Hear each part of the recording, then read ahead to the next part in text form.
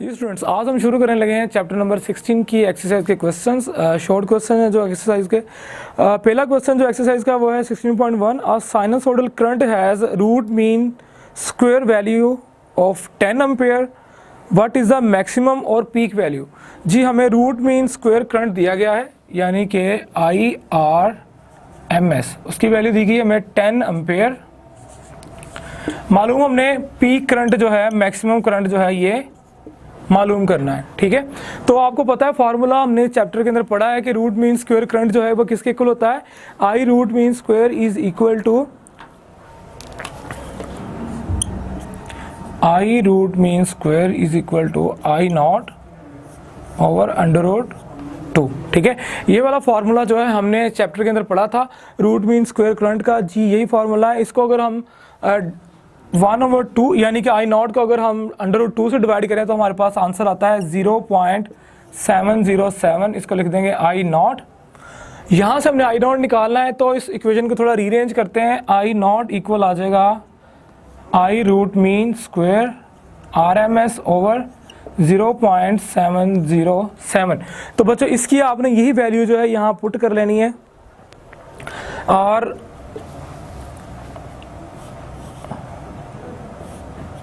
0.707 ampere. ठीक है, इसको जब आप सोल्व करते हैं, इसको सोल्व करने के लिए आप कैलकुलेटर यूज़ करेंगे।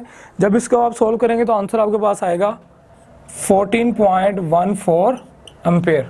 ठीक है, कैलकुलेटर जो है आपके पास है। कैलकुलेटर से आपने क्या करना है, आपने डिवाइड करना है 10 डिवाइड बाय 0.707, तो आपके पास आ जाता है 14.144। ठीक है, यानी 14.14। ठीक है, 14। तो इसका ये आंसर है। शॉर्ट क्वेश्चन है, इंपॉर्टेंट शॉर्ट क्वेश्चन है, आपने ये लाजमी करना है। सेकंड जो क्वेश्चन है वो भी हम कर लेते हैं साथ ही।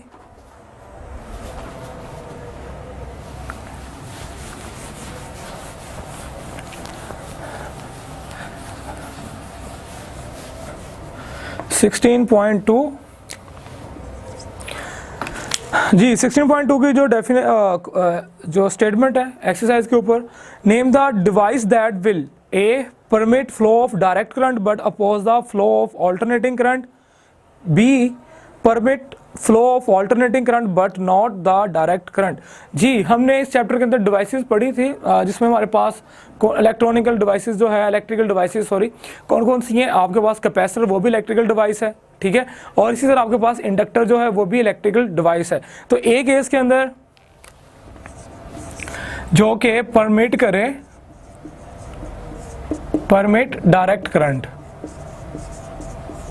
डायरेक्ट करंट, तो उसके लिए बच्चों आपके पास जो है वो इंडक्टर है,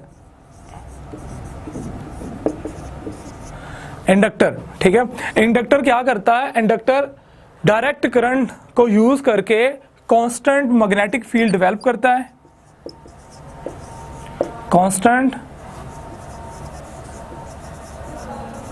magnetic field, constant magnetic field ये डेवलप करेगा। जबकि अगर इसमें अगर हम एसी करंट देते हैं, अगर एसी करंट देने से क्या होगा, अगर हम ऑल्टरनेटिंग करंट प्रोवाइड करते हैं, अगर ऑल्टरनेटिंग करंट अगर हम इसमें से गुजारते हैं तो वेरिएबल मैग्नेटिक फील्ड जो है वो प्रोड्यूस होगी। और फिर क्या होगा, जब जैसे ही मैग्नेटिक फील्ड चेंज होगी, इसकी अपनी मैग्नेटिक फील्ड जो है वो जो पैदा होने वाली मैग्नेटिक फील्ड उसको क्या करेगी, करंट की वजह से जो मैग्नेटिक फील्ड है, एसी की जो मैग्नेटिक फील्ड उसको क्या करेगी, अपोज करेगी और उसको करंट को फ्लो होने को क्या करेगी, रोकेगी। ठीक है, फ्लो ऑफ द करंट को अपोजिशन करेगी और करंट उसमें से ठीक तरह फ्लो नहीं हो पाएगा। इसी वजह से जो है इंडक्टर जो है it is a good device, electrical device that permit DC current by producing constant magnetic field. जबकि इसका बी का जो आंसर है वो है आपके पास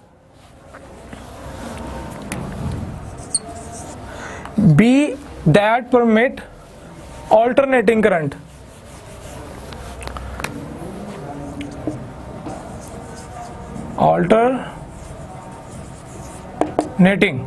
alternating current and it produce a variable magnetic field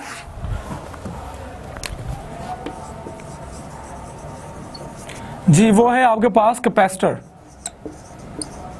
ये डिवाइस कौन सी होगी, कैपेसिटर होगी।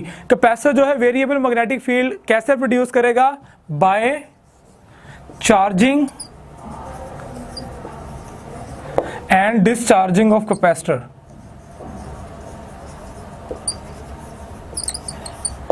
Discharging of capacitor. जी कैपेसिटर जो है अल्टरनेटिंग करंट जो है उसको परमिट करता है। तो इसके हर एक साइकिल में क्या होता है कि एक प्लेट पॉजिटिवली चार्ज होती है, दूसरी प्लेट नेगेटिवली चार्ज होती है, यानी अल्टरनेटिंग करंट से अल्टरनेटिवली पॉजिटिव और नेगेटिव प्लेट जो है चार्ज होती रहती है और वेरिएबल मैग्नेटिक फील्ड जो है इसके अराउंड डेवलप होती है। और क्या होता है कि ये परमिट करता है अल्टरनेटिंग करंट को। ठीक है, तो बच्चों ये दो डिवाइसेस हैं, आपने इनके नाम लिखे, थोड़ी सी इनकी रीजन भी लिख देनी है। नेक्स्ट क्वेश्चन जो है वो देखते हैं, how many times per second will an incandescent lamp reach maximum brilliance when connected to a 50 hertz source?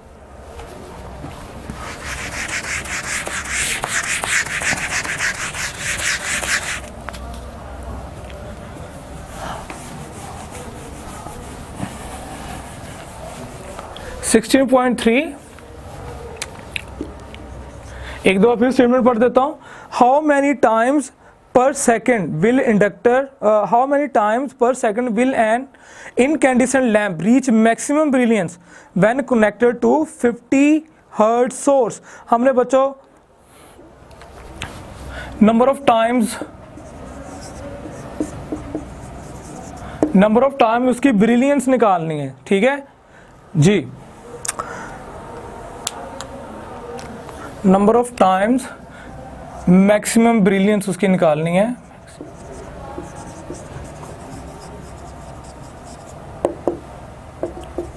तो फ्रीक्वेंसी हमें दी गई है